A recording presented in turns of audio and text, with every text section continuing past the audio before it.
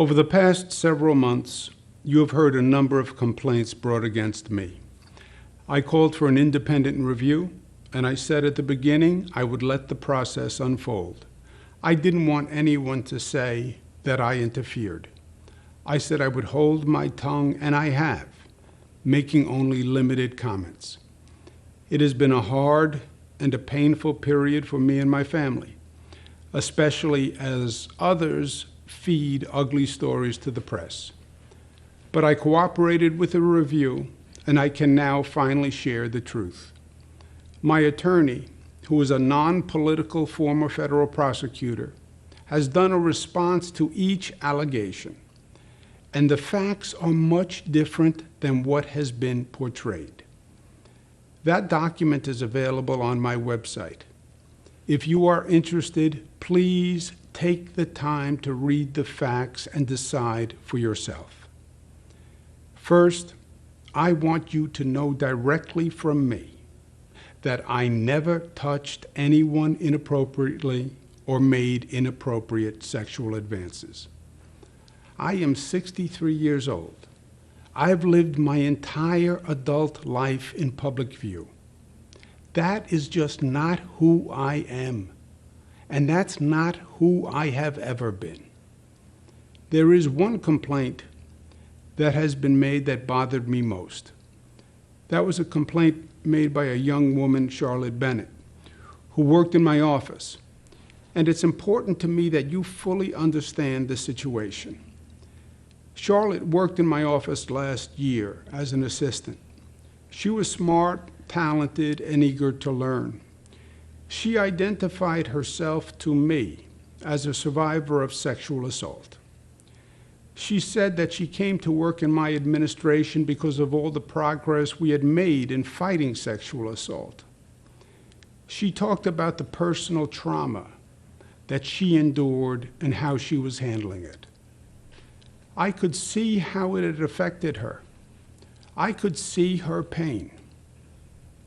People now ask me, why was I even talking to this young woman if I knew she was dealing with such issues? Why did I even engage with her? That is the obvious and fair question, and one I have thought a lot about. The truth is that her story resonated deeply with me. I had heard the same story before, with the same ugliness, the same injustice, the same damage. Not only had I heard the story before, I had lived with the story before.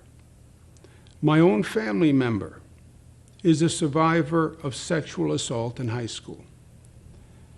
I have watched her live and suffer with the trauma. I would do anything to make it go away for her, but it never really goes away. I spent countless days and nights working through these issues with her and therapists and counselors. I'm governor of the state of New York, but I felt powerless to help and felt that I had failed her. I couldn't take the pain away. I still can't. And this young woman brought it all back. She is about the same age. I thought I had learned a lot about the issue from my family's experience. I thought I could help her work through a difficult time. I did ask her questions I don't normally ask people. I did ask her how she was doing and how she was feeling.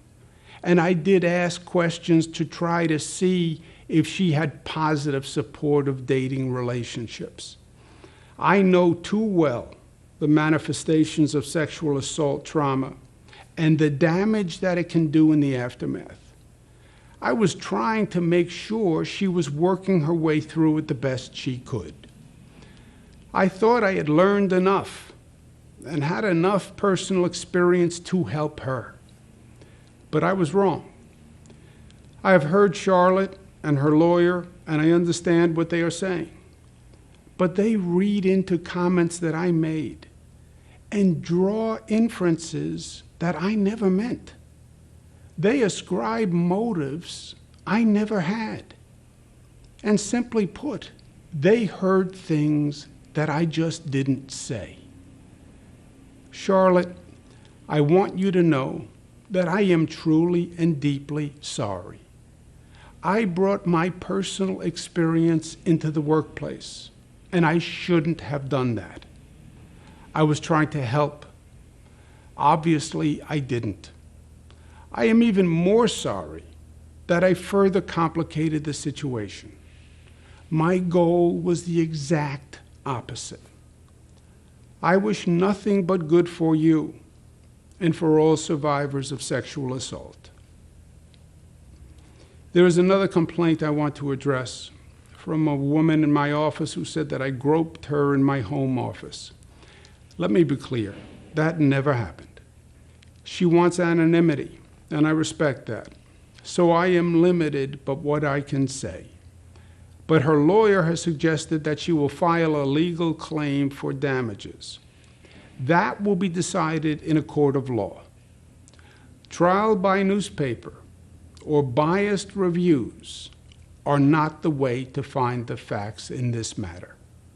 I welcome the opportunity for a full and fair review before a judge and a jury, because this just did not happen.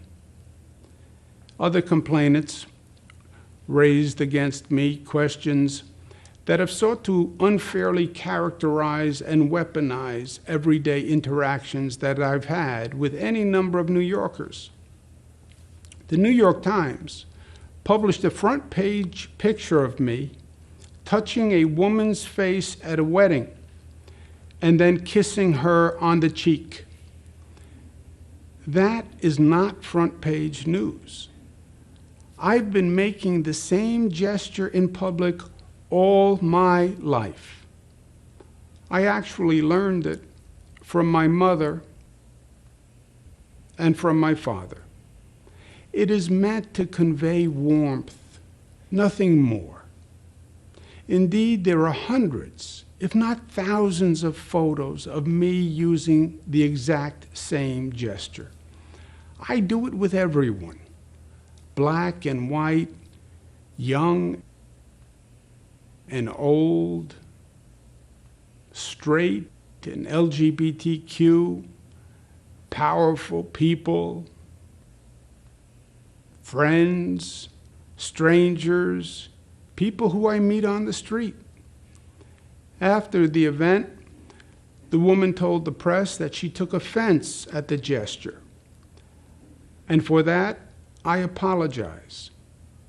Another woman stated that I kissed her on the forehead at our Christmas party and that I said, "Ciao, Bella." Now, I don't remember doing it, but I'm sure that I did. I do kiss people on the forehead. I do kiss people on the cheek. I do kiss people on the hand. I do embrace people. I do hug people, men and women. I do on occasion say, "Ciao, Bella." On occasion, I do slip and say sweetheart or darling or honey. I do banter with people. I do tell jokes, some better than others. I am the same person in public as I am in private. You have seen me do it on TV through all my briefings and for 40 years before that. I try to put people at ease. I try to make them smile. I try to connect with them. And I try to show my appreciation and my friendship. I now understand that there are generational or cultural perspectives that, frankly, I hadn't fully appreciated. And I have learned from this. Now, the state already has an advanced sexual harassment training program for all employees, including me. But I want New York State government to be a model of office behavior. And I've brought in an expert to design a new sexual harassment policy and procedures, and to train the whole team, myself included. I accept responsibility, and we are making changes. Other complaints relate to the work environment. Now, I have always said my office is a demanding place to work and that it is not for everyone. We work really, really hard. My office is no typical 9-to-5 government office, and I don't want it to be. The stakes we deal with are very high, sometimes even life and death. We have to get the job done. I promised you that I would, and I will. But now, a number of complaints target female managers, which smacks to me of a double standard. First, when have you ever seen male managers maligned and villainized for working long hours or holding people accountable or for being tough? A strong male manager is respected and rewarded, but a strong female manager is ridiculed and stereotyped. It is a double standard. It is sexist, and it must be challenged. Also, remember where we are. Today, we are living in a superheated, if not toxic, political environment. That shouldn't be lost on anyone. Politics and bias are interwoven throughout every aspect of this situation. One would be naive to think otherwise, and New Yorkers are not naive. I understand these dynamics. My father used to say, God rest his soul, that politics is an ugly business. As usual, he was right. But for my father and for me, it's worth it, because despite it all, at the end of the day, we get good things done for people. And that is what really matters. And for those who are using this moment to score political points or seek publicity or personal gain, I say they actually discredit the legitimate sexual harassment victims that the law was designed to protect. My last point is this. I say to my daughters all the time that as complicated as life gets is as simple as life is. My job is not about me. My job is about you. What matters to me at the end of the day is getting the most done I can for you. And that is what I do every day. And I will not be distracted from that job. We have a lot to do. We still have to manage the COVID beast. It is not dead yet. It's not over. We then have to reopen and reimagine our state, because our future is going to be what we make it. I know we can do these things because I know the strength and the character of New Yorkers. Look at the progress we made on COVID. It is amazing. We went from the highest infection rate in the country to one of the lowest infection rates in the country. Nobody thought that we could do it, but New Yorkers did it. That shows that there's nothing that we can't do when we work together. Together as one community, as one family, as New Yorkers. We will. Thank you. Over the past several months,